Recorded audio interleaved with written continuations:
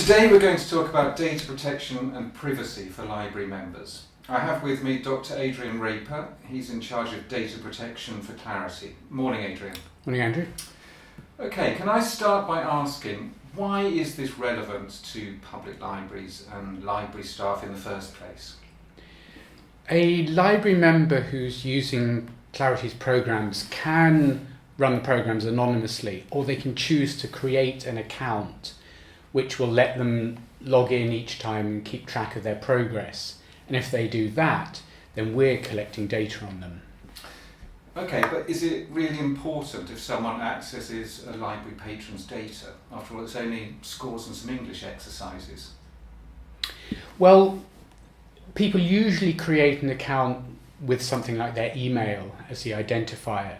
And the moment you've got that, then you know who that person is. And we are collecting data about their progress through programs. People quite often use the same password for many different sorts of accounts. And especially with GDPR regulations, it's not for us to say what's sensitive. Okay, GDPR. Just to be clear, what do the new regulations state, in a nutshell, if you could? Well, we have to be very clear and transparent about what data we hold on a person, what we do with it. We don't do any advertising, we don't sell it to anyone. How long we hold it for, who can access the data, for instance, maybe our own technical support staff. Can a patron of a library see and download all their own data? Can they request us to delete it? And can you tell us what your approach is with public libraries? Well, the tension is between keeping data so that a library member can keep coming back to it, or deleting it so that it's safe. If you've been using practical writing in your library and you've gone away for a few weeks, you want to be able to pick up from where you left off. Because a lot of library members are still students, we tend to work on something like an academic year. And so for us, if you haven't used the program for a year, then that's the point at which we will anonymise or delete the data, which amounts to the same thing. And there are some jurisdictions where libraries are simply not allowed to collect email addresses from members at all. What do you do in that situation?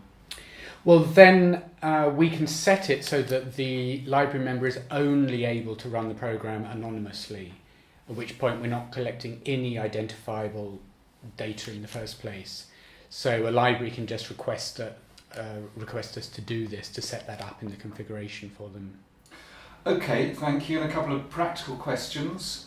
Firstly, what can an individual do if they want to delete their details?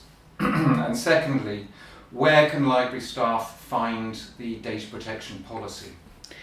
Well, if somebody wants to delete their data, they need to contact us, and the contact details along with the privacy policy for libraries are all listed on the front page of our website. And again, in a nutshell, if you could, what is your reaction to the new GDPR regulations? Well, overall, it's been ever so good because it's focused people's attention on what data they have on other people, what is sensitive, and what you're going to do with it. How do you look after it as best as you can? Thanks very much. Thank you.